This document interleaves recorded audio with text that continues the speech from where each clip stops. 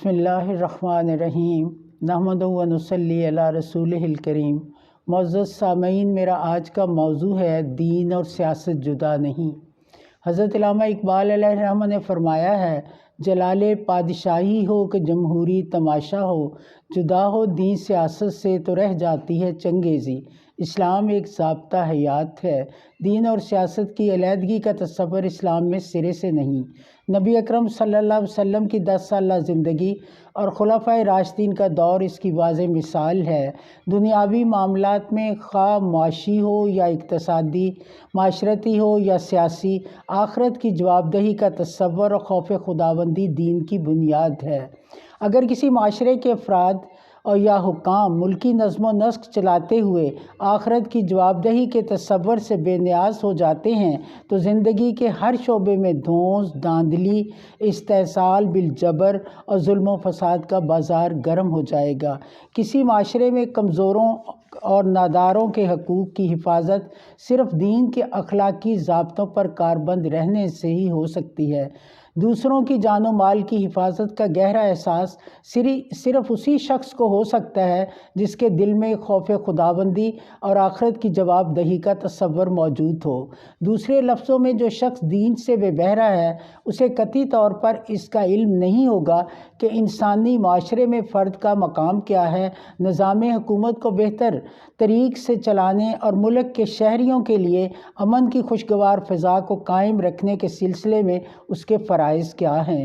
اپنے حقوق کی حفاظت کے لیے بہرحال قانون کی حدود کے اندر رہ کر کوشش کرنی چاہیے۔ قانون شکنی کر کے اپنا حق وصول کرنا ایک ایسا غلط طریقہ ہے جس سے برے لوگوں کے حوصلے بڑھ جاتے ہیں اور آہستہ آہستہ پورے ملک میں ظلم و جبر اور فساد کی آگ بھڑک اٹھتی ہے۔ ظالم اور چنگیز فطرت لوگوں کی حرکات سے شریف اور امن پسند لوگوں کی زندگی اجیرن ہو جاتی ہے، قانون شکنی عام ہو جاتی ہے۔ زندگی کے ہر شعبے میں جس کی لاٹھی اس کی بھینس کا اصول کار فرما نظر آتا ہے۔ الغرض جو لوگ زندگی کے معاملات و وسائل سے دین کی قدروں سے بے نیاز ہو جاتے ہیں، وہ حکومت و سیاست کی مسند پر ہوں یا کسی ملک کے ایک عام شہری کی حیثیت رکھتے ہوں، انہیں اپنا مفاد حاصل کرنے کی ہوس اندھا کر کے رکھ دیتی ہے۔ آخر ان کی یہی خوئے چنگیزی نظم عالم کو درہم برہم کر کے رکھ دیتی ہے۔ اگر کسی معاشرے کا حاکم افراد دین کے اخلاقی ضابطوں کی پابندی کرتے ہیں، رسول مقبول صلی اللہ علیہ وسلم کی تعلیمات پر عمل کرتے ہیں، اپنے بھائی بندوں کو نیکی کی تلقین کرتے ہیں اور اخلاقی برائیوں سے روکتے ہیں، تو یقین مانیے کہ ایسے لوگ اس خطہ زمین کے لیے سرمایہ امن و فلاح ہیں۔ یہ سچ ہے، حریم سعادت کا معمار ہیں یہ، سعادت کے لشکر کا سالار ہیں یہ۔ اگر کوئی ملک کا سربراہ اور معاشرے میں اپنی زندگی میں رسول پاک صلی اللہ علیہ وسلم کی تعلیمات سے رہنمائی حاصل نہیں کرتا، حکومت کے نظم و نسق میں دین کے اصولوں کی پیروی نہیں کرتا، سے بے نیاز ہو جاتا ہے، تو اس غفلت کا نتیجہ یہ ہوتا ہے کہ انسان ہوس پرستی کا شکار ہو جاتا ہے اور چنگیز بن جاتا ہے۔ یہ انسان کبھی غرور و نخوت، جنگ و جدل کا افسانہ بنا تو کبھی فرعون و حامان اور قارون کی صورت میں داستان عبرت۔ اس لیے بنی نوع انسان پر عذاب الہی نازل ہو کر دنیا کو تباہ کرنے پر تلی ہوئی ہے۔ مگر ماڈرن طریقے پر مشرق کے مغرب زدہ انسان، کیا اس سے زیادہ عذاب الہی کیا ہو سکتا ہے کہ تو آج مشرق میں دم توڑ رہا ہے اور اہل مغرب تجھے غلام بنائے ہوئے ہیں، جو کل تیرے دربار میں جب تو چنگیز جہانگیر کہلاتا تھا دست بستہ کھڑے ہوا کرتے تھے۔ کیا غلامی کی زنجیروں میں صدیوں مقید رہنے کے بعد تو کہہ سکتا ہے کہ عذاب الہی کوئی چیز نہیں؟ او نادان! اگر آسمان سے آگ برستی اور زمین سے طوفان نوح ابلتا اور صفحہ ہستی سے تجھے مٹا دیا جاتا تو یہ تیرے حق میں اس سے بہتر تھا، جو تو صدیوں سے نہ مردہ ہے نہ زندہ، بس ایک غلام ہے۔ یہ عذاب الہی کی انتہا نہیں۔ اے انسان، اے حکمران، پہلے زمانہ کے انسان سے زائد آمدنی رکھتا ہے لیکن اس کے باوجود بھوکا ہے، مالی پریشانیوں میں مبتلا ہے، مصائب میں گھرا ہوا ہے۔ تو بہت کماتا ہے مگر تیرے روپے میں کوئی برکت نہیں، اس لیے کہ تنگ دستی میں مبتلا رہتا ہے۔ تیری تنگ دستی کا راز یہ ہے کہ جدید تمدن کی لذت نے تجھے اندھا کر دیا ہے، آج سے 1300 سال پہلے کی پاکیزہ معاشرت سے محروم ہو چکا ہے، اس لیے 50 گنا بے شمار وسائل آمدنی کے باوجود تنگ دست ہے۔ بتا یہ قدرت کا عذاب نہیں تو اور کیا ہے؟ دین خدا کی ہر دم توہین ہو رہی ہے، دین خدا کی ہر دم توہین ہو رہی ہے، تخریب دین سے ان کو تسکین ہو رہی ہے۔ اب دنیا میں یہ عام رواج ہو چکا ہے کہ دینی دنیاوی خدمت محض دنیا جمع کرنے کی غرض سے ہوتی ہے۔ حکام عوام اپنی لغزشوں بدعمالیوں کو والی ملک کے سامنے یا افسران بالا کے روبرو اس خوبصورتی سے پیش کرتے ہیں کہ ان کے اس قصور میں اپنا ساتھی بنا لیں۔ ملک و قوم کا سب سے برتر دشمن کہ اس کے علاوہ اور کون ہو سکتا ہے جو چند کوڑیوں کے لیے چند یوم کی ختم ہونے والی راحت کی خاطر ملک و قوم کی بربادی کا سامان کریں۔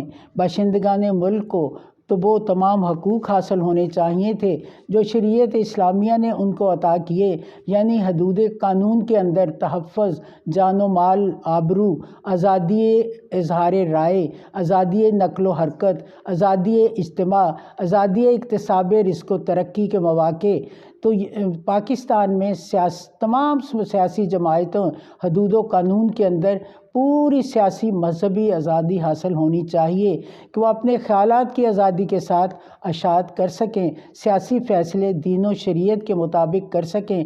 قرآن کریم کا سیاسی نظام قبیلے یا قوم یا ملک یا زمانے کے لیے نہیں بلکہ وہ دنیا کی تمام قوموں تمام زمانوں کے لیے ہے۔ اس دور میں قرآن حکیم کا ہی سیاسی نظام چل سکتا ہے جس کی بنیاد صدق اور عدل پر ہے۔ حاکم اور بادشاہ پر لازم ہے کہ اس جاہ و جلالی حکومت کو کڑا خطرناک کام سمجھے، کیونکہ خلق خدا کا کفیل بننا کوئی آسان کام نہیں۔ صدر اور وزیر اعظم میں یہ مخصوص اوصاف کا پایا جانا لازمی ہے کہ ان کی دیانتداری و تقوی معلوم و معروف ہو، ان کو انتظامی امور کا ضروری علم اور واقفیت حاصل ہو، تفکر و تدبر، فہم و فراست، دور اندیشی اور عدل و انصاف کے مالک ہوں، قرآن و حدیث کا ضروری علم حاصل ہو، کیونکہ اسلام کے نزدیک حکومت کا ماخذ طاقت و جبروت اور اندھی تقلید و اطاعت نہیں بلکہ افراد ملت کی آزادانہ باہمی رضامندی، مصالحت، عہد و پیمان ہے۔ سب مسلمانوں کی نگاہوں میں اصل اہمیت دین کی ہو۔ اصل میں خلیفہ، بادشاہ، وزیر اعظم، رعایا دونوں کا اصل مقصود عبدیت الہی ہے، یعنی اس دنیا میں خدا کا بندہ بن کر رہنا، خدا کی اطاعت و فرما برداری اور رضامندی و خوشنودی حاصل کرنا۔ جہاں اللہ کا حکم آئے سب کی گردنیں جھک جائیں۔ الہی تو رکھے سلامت جسے سدا دین پہ وہ قائم رہے۔ قدرت انسان کو خبردار کرتی رہی، نادان تجھے سکون قلب کی دولت چھین لی گئی، تو ہر وقت مصائب و آفات میں گھرا ہوا ہے، نہ جاہو منصب میں سکون ہے، نہ مال و دولت میں اطمینان ہے۔ یہ بدترین عذاب ہے جو اس دنیا کے مہذب انسان پر نازل کیا گیا ہے، اور یہ عذاب انسانوں پر اس طرح ہی نازل ہوتا رہے گا جب تک وہ اپنی حالت درست نہ کر لیں۔ اور آؤ نبی قرآن کریم کی تعلیمات سے رہنمائی حاصل کرو، نبی اکرم صلی اللہ علیہ وسلم کے بتائے ہوئے راستہ پر چلو تو عذاب خود بخود ٹل جائیں گے۔ تاریخ بتلاتی ہے کہ مخلوق خدا پر ظلم کرنے سے سلطنتیں تباہ ہو جاتی ہیں، اور اللہ تعالیٰ اور مخلوق خدا کے ساتھ تعلق درست کرنے کا نام اسلام ہے۔ بنام صداقت میں کیا ڈھونڈتا ہوں، بنام صداقت میں کیا ڈھونڈتا ہوں، زمانے میں حق کی صدا ڈھونڈتا ہوں، ہے دین محمد صلی اللہ علیہ وسلم کی کشتی بھنور میں، اسی کے لیے میں ناخدا ڈھونڈتا ہوں۔ بحکم شریعت قیادت کرے جو، ایسا کوئی رہنما ڈھونڈتا ہوں، وما علینا الا البلاغ۔